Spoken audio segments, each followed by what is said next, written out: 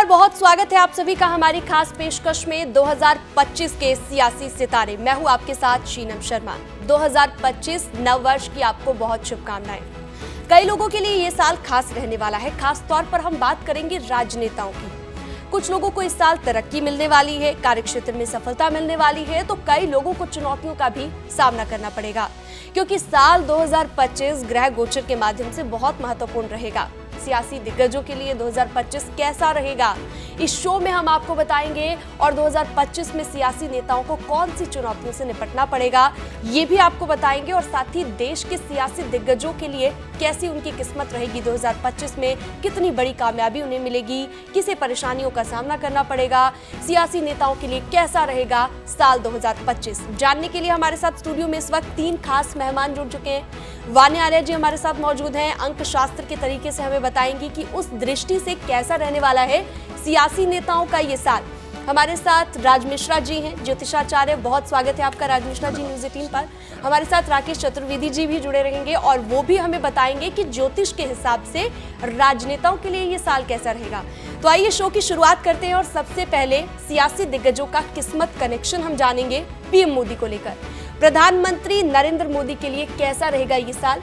सबसे पहले मेरा सवाल आपसे राज मिश्रा जी।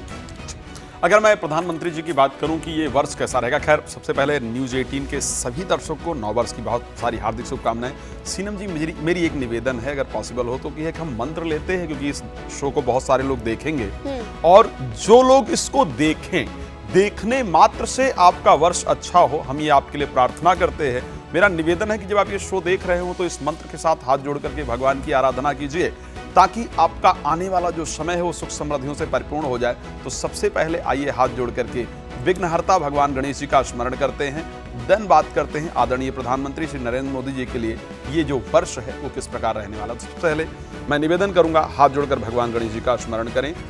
ओम गजाननं भूतगणादिसेवितं कपित्थजम्बूफलचारुभक्षणम् उमाश्रुतं शोकविनाशकारकं नमामि विघ्नेश्वरपादपङ्कजम्। गणेश भगवान की जय। तो गणेश जी की आराधना के साथ शुरुआत कर दी आपने शो की, बहुत अच्छी।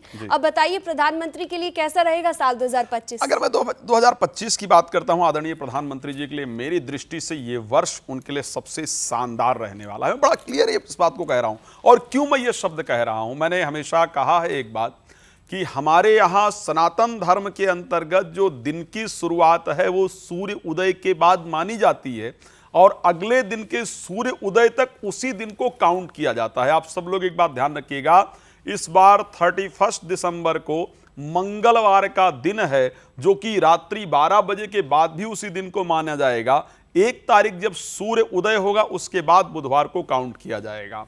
तो सबसे पहले ये वर्ष उसका है जो सनातन का है। मैं बार बार इस शब्द को कह रहा हूं और कई कार्यक्रम में इस शब्द को बोल चुका हूं कि ये वर्ष उसका है जो वास्तविकता में सनातन का है। और अगर सनातन को विशेष कोई फॉलो करता है, धर्म को फॉलो करता है, तो मैं उसमें मोदी जी को सर्वप्रथम दृष्टि में देख सकता हूं। हां, और एक सबसे इंपॉर्टेंट चीज है, मैं क्यों ये शब्द और कह रहा हूं उनके लिए बेहतर होगा, क्योंकि मोदी जी का जन्म लग्न भी वृश्चिक है और राशि भी उनकी वृश्चिक है। पंच महापुरुष योगों में से एक रोचक नामक योग प्रधानमंत्री जी की कुंडली के अंतर्गत विद्यमान है। और दूसरी इंपॉर्टेंट चीज क्या है, इस टाइम दशा भी उनकी मंगल की ही चल रही है, जो कि सबसे बेहतरीन प्लैनेट हैं उनकी कुंडली के लिए। दूसरी जो अंतरदशा चल रही है वो इस टाइम उनकी कुंडली के अंतर्गत बुध की चल रही है। मंगल में बुध का अंतर इस टाइम पर चल रहा है और ये जो अंतर प्रारंभ हुआ वो 5 जून 2024 से प्रारंभ हुआ, यानी जो इलेक्शन का रिजल्ट आया 2024 में, उसके बाद जाकर के बुध की अंतरदशा स्टार्ट हुई। सो ये दिखाता है कि 2025 के अंतर्गत प्रधानमंत्री जी कुछ ऐसे इंपॉर्टेंट डिसीजंस लेने वाले हैं जो शायद देश के लिए बहुत बेहतरीन होंगे। और क्योंकि बुध व्यापार के कारक हैं, तो जितने भी स्पेशली इंपॉर्टेंट डिसीजंस लिए जाएंगे प्रधानमंत्री जी के द्वारा 2025 में, वो सारे डिसीजन अर्थव्यवस्था भारत की स्ट्रांग करने के लिए लिए जाएंगे, व्यापार को बढ़ाने के लिए लिए जाएंगे। आप लोग, मैं बड़ा क्लियर एक बात कह रहा हूं, 2024 और 2025 दोनों को देख लीजिएगा। प्रधानमंत्री जितने भी विदेशी यात्राएं करेंगे या जितनी भी नई चीजें लेकर के आएंगे, जो भी नियमावली लेकर के आएंगे, उसके अंदर कहीं ना कहीं भारतीय व्यापार को एक नई प्रगति देने वाला जो डिसीजन होगा वो देखने को कहीं ना कहीं मिलने वाला है। अच्छा, कोई लकी नंबर भी अगर आप बताना चाहें प्रधानमंत्री जी के लिए? देखिए, लकी नंबर की अगर हम बात करते हैं, जैसा कि 9 नंबर का ये वर्ष है, खैर उस पर वान्या जी बात करेंगी, वान्या जी अंक ज्योतिष की एक्सपर्ट हैं, लेकिन मेरे दृष्टि से क्योंकि 8 नंबर जो है वो शनि का है, 9 नंबर मंगल के अंतर्गत आता है। मेरे दृष्टि से अगर हम लकी नंबर की बात करें, क्योंकि 9 नंबर मंगल को रिप्रेजेंट करता है और ये वर्ष मंगलवार से प्रारंभ हो रहा है और प्रधानमंत्री जी की मंगल की दशा भी चल रही है, प्रधानमंत्री जी की वृश्चिक राशि भी है जिसके स्वामी भी मंगल है। इट मींस कि अगर मैं 9 के अंक की बात करूं, जनरली पिछले वर्ष ये चर्चा हो रही थी कि साहब 8 का अंक मोदी जी का है और 8 का अंक मोदी जी को बहुत कुछ बनाएगा, बहुत कुछ करेगा। मैं इस बात से पिछले वर्ष भी सहमत नहीं था और किसी भी चैनल या किसी भी सोशल मीडिया पर आपने इससे रिलेटेड मेरा वीडियो नहीं देखा होगा।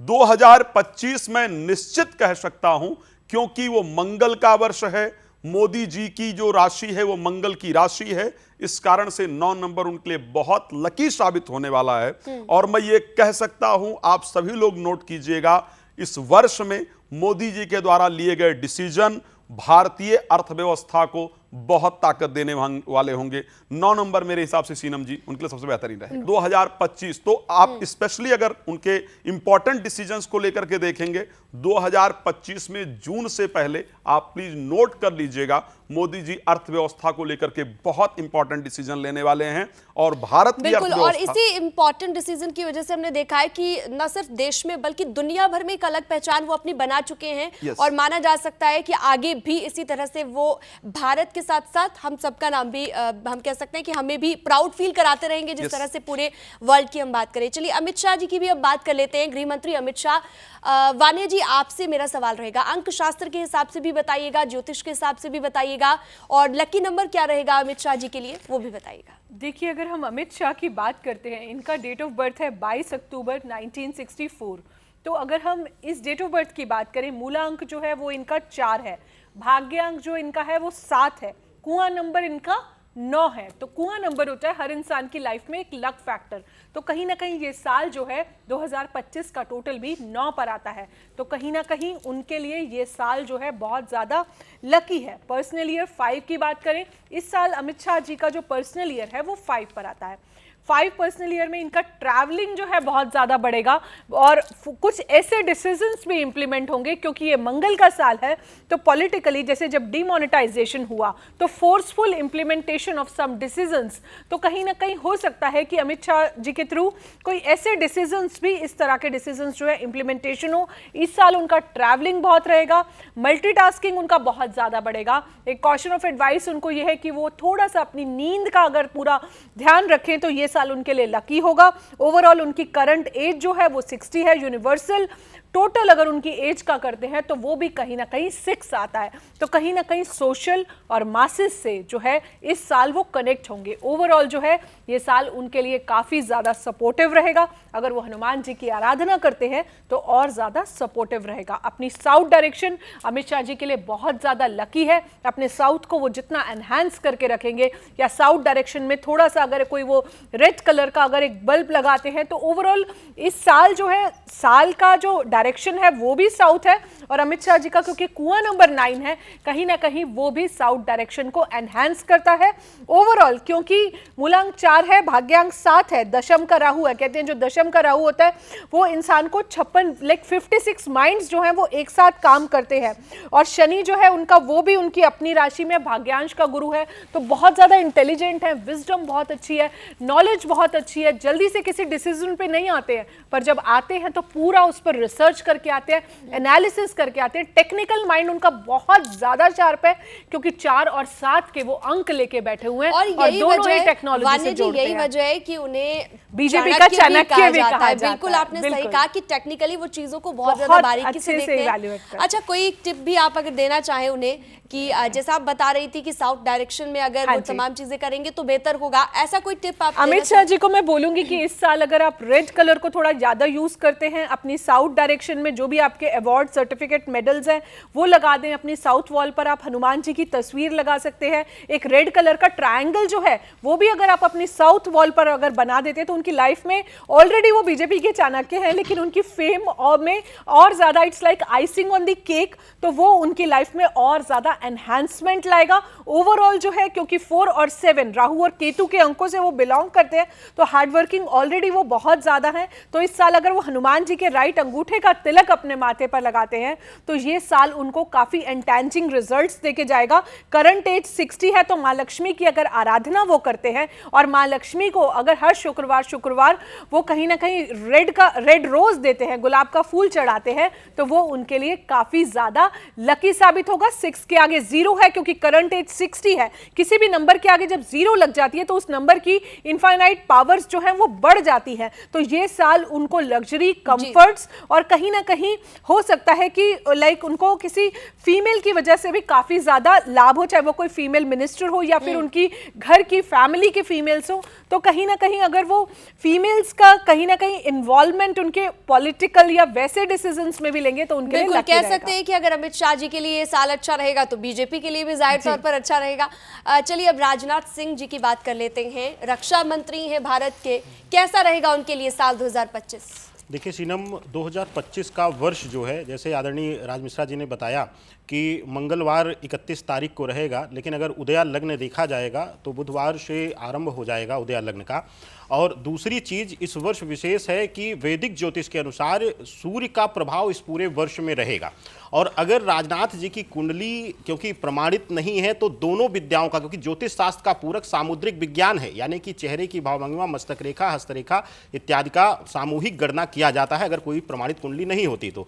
अगर उस अनुसार देखा जाए तो जो वैदिक ज्योतिष का सामुद्रिक विज्ञान इशारा करता है कि गुरु, सूर्य और शुक्र प्रधान कुंडली इनकी है। अगर आप देखेंगे कि इनके फैसले बड़े शालीनतापूर्वक होते हैं, कभी भी इनको आक्रामक होते हुए आपने नहीं देखा होगा। चाहे उत्तर प्रदेश की राजनीति के मुख्य चेहरा थे तब भी, अब भारतवर्ष की सरकार में इस समय जब से मुख्य चेहरा है तब भी बहुत शालीनतापूर्वक निर्णय लेते हैं। तो ऐसी स्थिति में सूर्य प्रधानता और शनि का गुरु की राशि में आना तो इनके लिए अत्यंत लाभप्रद रहने वाला है।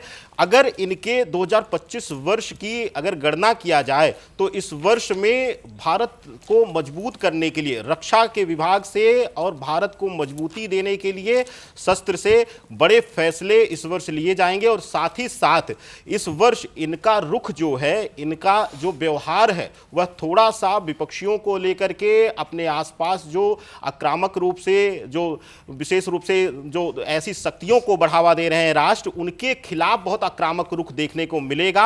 और साथ ही इस वर्ष जो है इनको एक विशेष ध्यान देना है राजनाथ सिंह जी को कि इनके लिए हो सकता है, क्योंकि मंगल की स्थिति वर्ष के आरंभ में ऐसी है कि कुछ स्वास्थ्य पीड़ाएं और साथ ही साथ राहु और केतु का जो मई में गोचर होगा उसके अनुसार थोड़ा सा स्वास्थ्य पीड़ा कुछ मिल सकती है, लेकिन वह एक छोटे समय के लिए पीड़ा रहेगी। राजनाथ सिंह के लिए इस वर्ष जो सूर्य बुध का जो प्रभाव है इस वर्ष इनके प्रभाव में वृद्धि करेगा, इनसे बड़े फैसले करवाएगा और शालीनतापूर्वक बड़े फैसले लेंगे। थोड़ा सा हेल्थ इश्यूज रहेंगे और बाकी ओवरऑल उनके लिए ये साल अच्छा रहने वाला है। नितिन गडकरी, अब ट्रांसपोर्ट मिनिस्टर की बात कर लेते हैं। वानी जी, आपसे मेरा सवाल रहेगा, कैसा रहेगा उनके लिए साल 2025? देखिए शीनम जी, अगर हम नितिन गडकरी जी की बात करते हैं तो इनका जो डेट ऑफ बर्थ है वो है 27 मई 1957, मूलांक 9, भाग्यांक 9, कुआं नंबर 7, पर्सनल ईयर 5। इनका अगर एज देखें 67, एज का यूनिवर्सल टोटल जो है 4 पर आता है। तो आप देखो हर एंगल से ये जो साल है इनके लिए सपोर्टिव है। 9 का मूलांक, 9 का भाग्यांक, 9 का साल ओवरऑल, जैसे अभी आदरणीय राज मिश्रा जी ने भी बोला, ये जो साल है ये ऑलरेडी मंगल से शुरू हो रहा है। ओवरऑल 2025 न्यूमरोलॉजिकली देखते हैं वो भी कहीं ना कहीं मंगल पर आ रहा है। इस साल के राजा देखें वो सूर्य है, मंत्री देखें वो भी सूर्य है। अब 9 और 1 की ओवरऑल कंपैटिबिलिटी भी बहुत अच्छी है क्योंकि सूर्य का अंक 1 होता है और इनका अंक 9 है। तो ओवरऑल देखें पर्सनल ईयर 5 इस साल इनके लिए काफी सपोर्टिव होता है क्योंकि पर्सनल ईयर 5 काफी ज्यादा इंसान की लाइफ में सपोर्टिव होता है। ट्रैवलिंग इनकी बढ़ सकती है, स्लीप डिसऑर्डर्स आ सकते हैं। इनसे कॉशन ऑफ एडवाइस ये है कि जब तक इनके प्रोजेक्ट्स पूरे ना हो तो उसको किसी से पहले से डिस्कस ना करें। जब इनका प्रोजेक्ट पूरी तरह मैनिफेस्ट हो जाए कहीं ना कहीं वो इनके लिए सपोर्टिव रहेगा। करंट एज जो है 67 है, 67 का टोटल जो है वो कहीं ना कहीं आपका जो है 13 से 4 पर बन रहा है, तो थोड़े से अप्स एंड डाउन्स जो हैं आ सकते हैं, थोड़ा सा ऑसिलेटिंग ग्राफ रह सकता है। पर ओवरऑल जब मूलांक 9 और भाग्यांक 9 यानी कि व्यक्ति की जो रूट से सोल जर्नी है वो पूरी ही 9 पर ही है, तो कहीं ना कहीं ये साल इनको बहुत ज्यादा सपोर्टिव रहेगा। हनुमान जी की ये जितनी ज्यादा आराधना करेंगे, सुंदरकांड का ये पार्ट सुनेंगे, बेसिकली इनको 9 की एनर्जीज को जो है और ज्यादा बढ़ाना है। थोड़ा सा स्पिरिचुअल हेल्प भी जो है इस साल वो ले सकते हैं, क्योंकि जैसे वो अंदर से है वैसे ही वो बाहर से है, बिकॉज ऑफ सेम मूलांक एंड सेम भाग्यांक। तो ओवरऑल ये साल मैं प्रिडिक्ट करूंगी बहुत ज्यादा इनके लिए सपोर्टिव रहेगा, एक्सेप्ट थोड़ा बहुत अप डाउन। और चलिए अब कांग्रेस पार्टी की भी बात कर लेते हैं। राज मिश्रा जी, आपसे मेरा अगला सवाल रहेगा, कांग्रेस पार्टी की नेता सोनिया गांधी, उनके लिए कैसा रहेगा साल 2025? अगर हम सोनिया गांधी जी को लेकर के देखते हैं कि सोनिया गांधी जी का कर्क लग्न के अंतर्गत जन्म हुआ है, और अगर उनके और कर्क राशि वालों को तो कहते हैं बहुत ज्यादा स्ट्रगल करना नहीं, पड़ता बट है। उनकी कर्क राशि नहीं है। खैर, सोनिया गांधी जी ने स्ट्रगल किया है, इसमें कोई दो राय नहीं है, लेकिन कर्क लग्न के अंतर्गत जन्म हुआ है और मिथुन राशि के अंतर्गत जन्म हुआ। अगर मैं वर्ष के प्रारंभ को लेकर के सोनिया गांधी जी को बात करूं ना, कि वर्ष के प्रारंभ जो रहेगा वहां पर, क्योंकि बृहस्पति गोचर करने वाले हैं आपके 12th हाउस के अंतर्गत वृष राशि में, 18 मई को बृहस्पति परिवर्तन करके आगे जाएंगे, और उसके साथ अगर मिथुन के लिए मैं देखता हूं वो वहां पर रहेंगे। मिथुन राशि के लिए जो शनि की भी पोजीशन रहेगी वो बहुत बेहतरीन नहीं रहने वाली है। तो जो वर्ष का स्टार्टिंग टाइम रहेगा बिफोर मई, वो सोनिया गांधी जी के लिए बहुत सारे तनाव को देने वाला होगा, बहुत कुछ हैंडल करने की आवश्यकता होगी। एक बात ध्यान रखिएगा, राहुल गांधी जी पार्टी लीड जरूर कर रहे हैं, खड़गे साहब अध्यक्ष जरूर हैं, इसमें कोई दो राय नहीं है, लेकिन अगर एक्चुअल पार्टी पर अभी भी लोगों का अगर भरोसा तो सोनिया गांधी जी पर है, ठीक है। उस परिस्थिति के अंतर्गत बृहस्पति का 12th हाउस में जाकर के गोचर करना, वर्ष प्रारंभ के अंतर्गत वृष राशि के अंतर्गत गोचर करना उनके लिए बहुत बेहतरीन नहीं होगा। जो मई तक का समय है वहां सावधानी की आवश्यकता होगी, स्पेशली स्वास्थ्य को लेकर के सावधानी की आवश्यकता होगी। बहुत सारे जो अलायंस हैं, जो पार्टी उनके साथ हैं, इंडी गठबंधन की यदि बात की जाए तो वहां से बहुत सारे लोग अविश्वास सा जताएंगे और लोग टूटने का प्रयास करेंगे, तो उसके कारण तनावपूर्ण परिस्थिति रहेगी। 18 मई के बाद जब बृहस्पति गोचर करके मिथुन राशि के अंतर्गत आएंगे, वहां से जाकर के सोनिया गांधी जी के खुद के स्वास्थ्य के लिए बेहतर परिस्थिति होगी। उसके साथ वो जो डिसीजन मेकिंग जो उनकी पावर है वो चेंज कर देंगी, ठीक है। एक और बड़ी इंपॉर्टेंट चीज है, शायद 2025 में सोनिया गांधी जी कोई ऐसा डिसीजन ले सकती हैं, लाइक कि मुझे अब पॉलिटिक्स में बिल्कुल भी इन्वॉल्व नहीं होना है, या पॉलिटिकली मुझे संन्यास लेना है, या फिर कांग्रेस के अध्यक्ष इत्यादि को चेंज करने का इंपॉर्टेंट डिसीजन जो है वो 2025 में सोनिया गांधी जी की राय से लिया जाना पॉसिबल दिख रहा है। बट अगर मैं ओवरऑल बात करता हूं बिफोर मई, अगर मैं सोनिया गांधी जी के लिए बात करूंगा तो मुझे बहुत बेहतर परिस्थिति नहीं दिख रही है, बट आफ्टर मई उसको बहुत कुछ कवर अप करने का प्रयास किया जाएगा। और अक्टूबर के बाद जब बृहस्पति पहुंचेंगे कर्क राशि में, 10 अक्टूबर 2024 को बृहस्पति कर्क राशि में जा रहे हैं, वहां से वो पूरी तरह अपने परिवार के प्रति समर्पित होकर के और अपने परिवार को आगे बढ़ाने पर प्रयास करने वाले। देखिए, परिवार की ही आपने फिर से बात कर दी, और परिवारवाद के ही आरोप कांग्रेस पार्टी पर लगते रहते हैं, और इस बार भी वो आप कह रहे हैं अपने परिवार को आगे बढ़ाने की कोशिश करेंगी। चलिए, सोनिया गांधी जी की हमने बात कर ली, और अरविंद केजरीवाल आम आदमी पार्टी के नेता, ये साल भी बहुत स्ट्रगलफुल उनके लिए रहा, हम सभी जानते हैं। अगला साल कैसा रहेगा? देखिए, 2025 का जो वर्ष है उसको जानने से पहले थोड़ा सा कुंडली के प्रभाव को भी देख लीजिए, क्योंकि शनि चंद्रमा की युति इनके द्वादश भाव में है और वृषभ लग्न की कुंडली है, और सूर्य मंगल की युति तृतीय भाव में है। 2024 में कई मंचों पर हमने, इवन आप ही के न्यूज़ 18 के कई मंचों पर हमने बोला कि केजरीवाल जी के लिए जब 29 जून से शनि वक्री होंगे तो उसके बाद से आसानी शुरू हो जाएगी, मुसीबतें कम होना शुरू हो जाएंगी। लेकिन 2025 का वर्ष जो है, शुरुआती दौर जो है, क्योंकि मंगल अपने नीचगत राशियों में ही रहेंगे, तो ऐसी अवस्था में वर्ष के आरंभ में इनकी चुनौती बढ़ेगी। जिस स्तर पर यह चाह रहे हैं, या जो इनकी सोच है, या जो अब तक इनके लिए होता आया है दिल्ली में, वह इनके लिए आसान नहीं रहेगा। 2025 वर्ष चुनौतियां लेकर आ रहा है, लेकिन साथ ही साथ जैसे ही 29 मार्च को शनि गोचर कर जाएगा और 18 मई को राहु और केतु का गोचर होगा, तो मुसीबतें बढ़ाते हुए भी कुछ न कुछ इनके लिए प्रसिद्धि का भाव और मजबूती का भाव प्रदान कर रहे हैं। और चैलेंजेस बढ़ते हुए यह कहीं ना कहीं अपने प्रभाव में भी वृद्धि कर रहे हैं, यानी कि शत्रुओं पर, यह शत्रु अब कैसे कहा जाएगा क्योंकि ये विपक्षी पार्टियों को शत्रु माना जाता है, तो ऐसी अवस्था में केजरीवाल जी के लिए 2025 का वर्ष राजनीतिक रूप से सुखद है, लेकिन कहीं ना कहीं इनको कुछ न कुछ मानसिक पीड़ा भी देता हुआ 2025 का वर्ष चलेगा। तो चलिए, अरविंद केजरीवाल जी के बारे में हमने बात कर ली और अब बात कर लेते हैं नीतीश कुमार। उनके लिए कैसा रहेगा साल 2025, जानेंगे वान्या आर्या जी से। नीतीश कुमार जी की अगर हम बात करते हैं तो इनका डेट ऑफ बर्थ है 1 मार्च 1951, मूलांक 1, भाग्यांक 2, कुआं number 4, personal year 4, current age 73, current age का टोटल जो है 1 पर आता है। अगर मैं मूलांक 1 और इनकी यूनिवर्सल जो करंट एज है 73, वहाँ से अगर मैं देखती हूँ तो वो भी 1 पर आती है। 1 पॉलिटिक्स के लिए एक बहुत ही अच्छा नंबर है। ओवरऑल अगर हम देखते हैं इसमें एक चीज़ और यहाँ पर आपकी देखने वाली है कि भाग्यांक 2 है, तो कहीं ना कहीं इमोशनल होके ये कोई डिसीजन ना ले, या भावों में बह के कोई भी डिसीजन अगर ये नहीं लेते हैं, तो ओवरऑल ये साल इनके लिए सपोर्टिव जाएगा। ये जो इनका करंट एज चल रहा है ये इनके पॉलिटिकल करियर के लिए भी अच्छा जाएगा। लेकिन पर्सनल ईयर 4 पर आ रहे हैं। पर्सनल ईयर 4 इंसान को लाइफ में थोड़ा अप एंड डाउन भी देता है, फ्रीक्वेंट चेंजेस देता है। बेसिकली राहु का जो ईयर है ये ऑसिलेशन की तरह है। राहु एक ग्रे एरिया है, तो कहीं ना कहीं कंफ्यूजन की स्थिति भी थोड़ी बहुत इनके माइंड में रहेगी कि ये लाइक लेफ्ट जाना है, राइट जाना है, एक डिसीजन मेकिंग में ओवरऑल। लेकिन at the end of the day इनके डिसीजंस जो है वो पावरफुल होंगे। जो इनकी करंट एज है वो इनके डिसीजंस को कहीं ना कहीं सपोर्ट करके जाएगी। इसका रीजन बीइंग इस साल का जो इनका कुआं नंबर है और इनका पर्सनल ईयर दोनों ही कहीं ना कहीं राहु पर आता है। तो ओवरऑल जो है इनके लिए राहु एनर्जीज भी मैं कहूंगी इस साल जो है सपोर्टिव रहेंगी।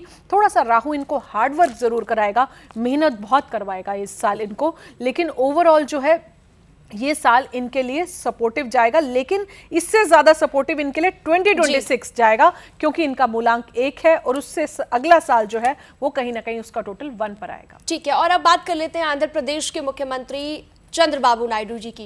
देखिए, आज इस बार भी हमने देखा, इस साल यानी कि 2024 में भी काफी इंपॉर्टेंस उनकी राजनीति में देखी गई।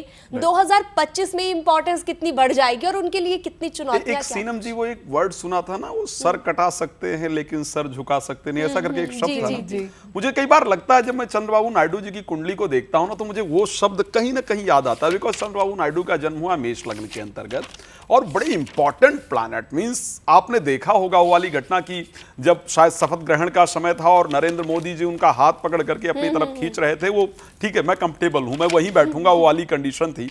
क्योंकि लग्न में सूर्य बैठा है, उनके मेष लग्न का जन्म है, लग्न में मंगल बैठा और लग्न में बुध बैठा है। मींस मेरे दृष्टि से अगर देखा जाए तो इस प्रकार का स्वाभिमानी व्यक्ति और इस प्रकार टेक्निकल डिसीजन लेने वाला और टेक्निकली पॉलिटिकल डिसीजन तरीके से लेने वाले व्यक्ति बहुत कम हैं। मैं जिस पोजीशन में उनको शायद देख पा रहा था, मुझे लगता था कि उनका राष्ट्रीय राजनीति में आगे भी चल करके बहुत बड़ा योगदान रहने वाला है और कहीं ना कहीं उनका हमेशा राष्ट्रीय राजनीति के अंतर्गत इन्वॉल्वमेंट रहेगी ही रहेगी।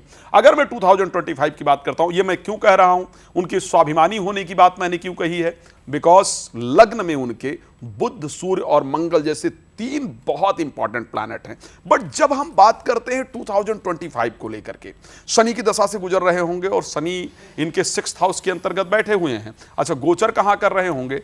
2025 में 30 मार्च के बाद मीन राशि में गोचर करने जाएंगे और चंद्रमा जो है वो अंतर्दशा में जुलाई तक रहेंगे। यहां पर इनके लिए एक तो खुद की हेल्थ पर ध्यान देना बहुत इंपॉर्टेंट होगा और अपने डिसीजंस पर बहुत ध्यान देने की आवश्यकता होगी। मैं एक बात कह सकता हूं, बड़ा क्लियर बता रहा हूं, कहीं ना कहीं नायडू साहब बिफोर जुलाई 2025 कोई ना कोई ऐसी मांग केंद्र के सामने जरूर रखने वाले हैं जहां पर शायद बीजेपी को थोड़ा असहज होना पड़ेगा। सो बहुत सारे नए डिसीजंस के लिए, बहुत सारी ऐसी मांगों के लिए चंद्रबाबू नायडू जी 2025 में जाने जाएंगे जिसके कारण वो लाइमलाइट में रहने वाले हैं। ये तो बहुत इंटरेस्टिंग बात आपने बता दी। मुझे लगता है उन्हें भी ये बात पता नहीं होगी जितने कॉन्फिडेंस के साथ मैं आप कह रहे हैं। कॉन्फिडेंस के साथ इस समय इसलिए कह रहा हूं सीनम जी, क्योंकि जो प्लैनेट की जो पोजीशन, देखो एक बात सीनम जी ध्यान रखिएगा, 2025 साधारण ईयर नहीं है। ये हम लोग बैठकर डिस्कस बहुत सारे टीवी चैनल्स पर कर रहे हैं, लेकिन 30 ईयर के बाद शनि चेंज हो रहे हैं मीन राशि में, 30 साल के बाद। तो बड़े चेंजेस हमें भारत की राजनीति 18 ईयर के बाद राहु चेंज हो रहे हैं जी देखने को मिल सकते हैं। जुपिटर जो है 12 साल बाद एक्सॉल्टेड होने जा रहे हैं, तो 2025 साधारण ईयर नहीं है। और नायडू जी इस वर्ष ऐसे ऐसे खेला करने वाले हैं जनरली जो हम सभी को अलग से नजर आएंगे। चलिए ये देखना होगा 2025 में। और हमने आपको इस शो में बताया कि नेताजी के सितारे कैसे रहेंगे, कैसा नेताओं का ये नया साल रहेगा, उनके सितारों की चाल क्या रहेगी, क्या क्या चुनौतियां उनके सामने आ सकती है और भारत की राजनीति में किस तरह की उथल पुथल मच सकती है। इस शो के जरिए आपने जाना। फिलहाल हमारी खास पेशकश में इतना ही। आप देखते रहिए न्यूज़ 18, खबरों का सिलसिला लगातार जारी है।